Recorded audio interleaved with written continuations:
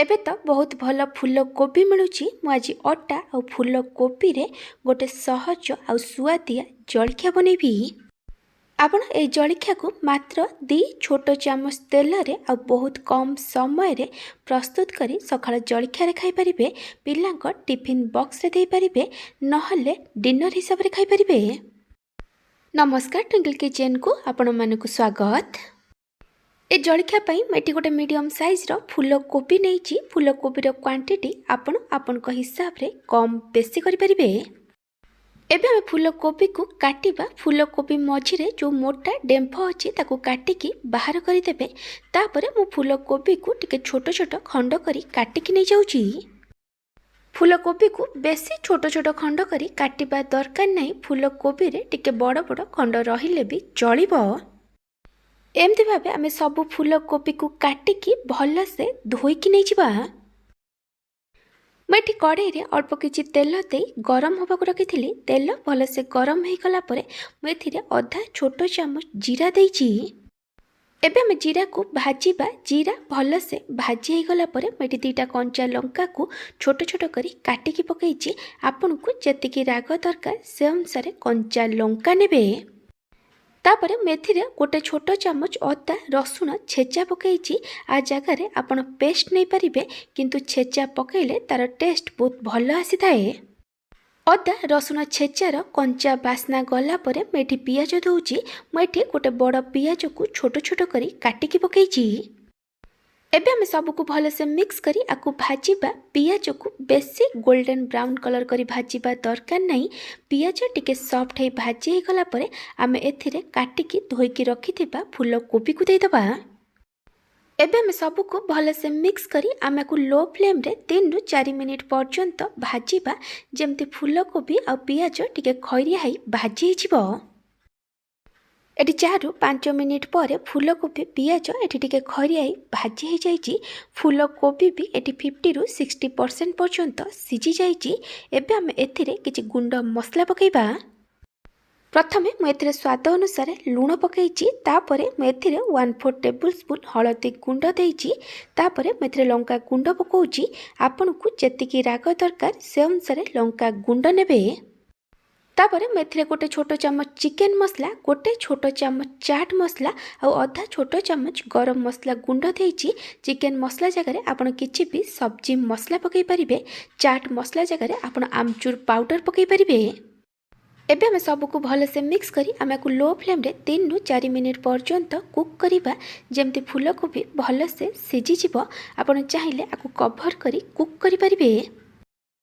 3 रु 4 मिनिट पर एटी फूलकोबी भल से सिझी जाइछि। मैं चामच साहाय्य फूलकोबी को टिके छोट छोट खंड कर दउछि। एहा द्वारा स्टफिंग दबा पई इजी हबो। एबे हम एथिरे किछि काटिकी धनिया पत्र दबा आ सब को भल भाबे मिक्स करी आमे इंडक्शन बंद करि दबा। एबे हम फूलकोबी मसला को भल से ठंडा हबा को दबा। मैं गोटे बड़ बाउल 1.5 कप अटा देइछि। अटार क्वांटिटी आपण हिसाब रे कम बेसी करि परिबे। तापरे मेथिरे गोटे छोट चामच जुआणी देइछि। एठी ऑप्शनल अछि। जुआणी खाइबा हजम करिबारे सहायता करिथाए। एई जलखिया रे जुआणीर टेस्ट भी बहुत भल आसी थाए। तापरे मेथिरे स्वाद अनुसार लूण आ गोटे छोट चामच कसुरी मेथी पकईछि। आ जगार आपण धनिया पत्र को छोट छोट करी काटिकी पकई परिबे। एबे मु एथिरे गोटे छोट चामच रिफाइन तेल देइछि। आ जगार आपण घियो नै परिबे।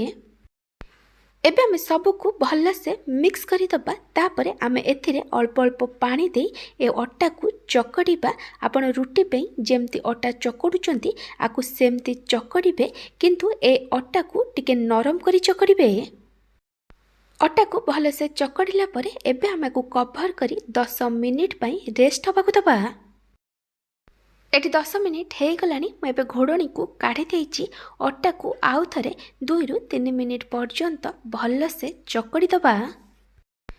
2 रु 3 मिनिट पर्यंत अटा को चकड़ीला परे मुआर गुळा बनौछि। आपण जो साइज रो जलखिया बनेबा को चाहुचंती से अनुसार गुळा बनेबे। एबे हम गोटे अटा गुळा को नबा। ताको प्रथमे राउंड शेप दे दबा। तापरे मुआको एटी सुखिला अटा रे भल से डस्ट करि देइछि। एबे हम को बेलिबा। ଆପଣ ଯେମିତି ରୁଟି ବେଲୁଛନ୍ତି ଆକୁ ସେମିତି ବେଲିବେ, କିନ୍ତୁ ଏ ରୁଟିର ମଝିକୁ ମୋଟା ରଖିବେ ଆଉ ସାଇଡ୍ ଗୁଡ଼ାକୁ ଟିକେ ପତଲା କରି ବେଲିବେ। ଏବେ ଆମେ ରୁଟିର ମଝିରେ ଯେଉଁ ଫୁଲକୋବିର ମସଲା ବନେଇକି ରଖିଥିଲେ ସେଇଠି ଥଣ୍ଡା ହୋଇଯାଇଛି, ତାକୁ ଦେଇଦେବା। ଫୁଲକୋବି ମସଲାର କ୍ୱାଣ୍ଟିଟି ଆପଣ ଆପଣଙ୍କ ହିସାବରେ କମ୍ ବେଶୀ କରିପାରିବେ। ତାପରେ ଆମେ ଆକୁ ଧୀରେ ଧୀରେ ଏମିତି ଭଲସେ ବନ୍ଦ କରିଦେବା।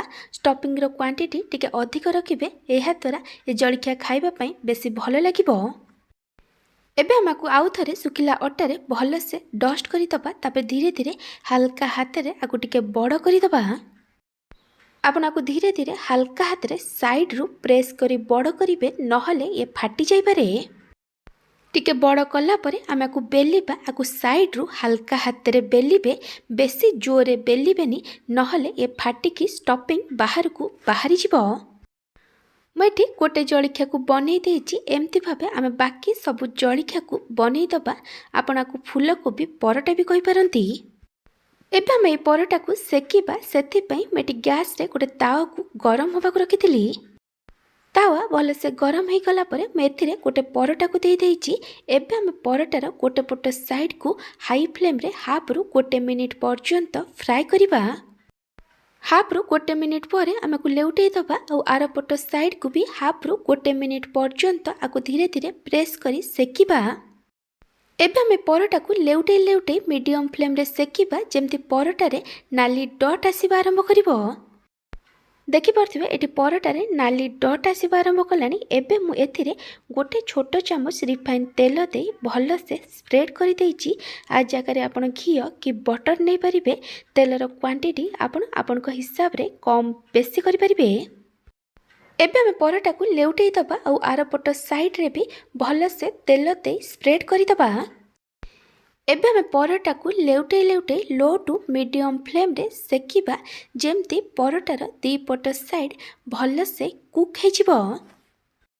ଆପଣ ଏହି ରେସିପିକୁ କେଉଁ ଜାଗାରୁ ଦେଖୁଛନ୍ତି କମେଣ୍ଟ ସେକ୍ସନରେ ଜଣାଇବେ।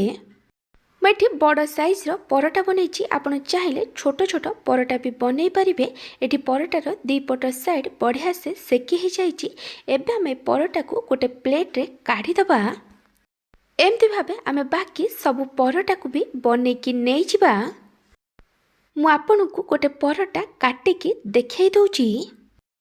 ଦେଖିପାରୁଥିବେ ଏ ପରଟା ଭିତରେ କେତେ ବଢ଼ିଆ ସେ ଷ୍ଟଫିଂ ଅଛି, ଆଉ ଷ୍ଟଫିଂ ପରଟାର ଚାରିପଟ ସାଇଡ୍ରେ ଭଲସେ ଖେଳେଇ ହେଇକି ଅଛି। ଯଦି ଆପଣଙ୍କୁ ଏ ସହଜ ଉପାୟରେ ଏ ଫୁଲକୋବି ଜଳଖିଆ ବା ଫୁଲକୋବି ପରଟାର ରେସିପି ଭଲ ଲାଗିଥିବ, ତାହେଲେ ଆକୁ ଲାଇକ୍ କରିବେ, ଆପଣଙ୍କ ସାଙ୍ଗମାନଙ୍କ ସହିତ ସେୟାର କରିବେ। ଯଦି ଏପର୍ଯ୍ୟନ୍ତ ମୋ ଚ୍ୟାନେଲକୁ ସବସ୍କ୍ରାଇବ୍ କରିନାହାନ୍ତି ତାହେଲେ ସବସ୍କ୍ରାଇବ୍ କରିବାକୁ ଜମାରୁ ଭୁଲିବେନି। ପାଖରେ ଥିବା ବେଲ୍ ଆଇକନ୍ରେ ଅଲ୍ ନୋଟିଫିକେସନ୍ରେ କ୍ଲିକ୍ କରିବେ। ଏହାଦ୍ୱାରା ମୋର ଯେଉଁ ଭିଡ଼ିଓ ଆସିବ ଆପଣ ପ୍ରଥମେ ଦେଖିପାରିବେ। ଯଦି ଫେସବୁକ୍ରେ ଦେଖୁଛନ୍ତି ତାହେଲେ ଫଲୋ କରିବାକୁ ଜମାରୁ ଭୁଲିବେନି। Thank you for watching.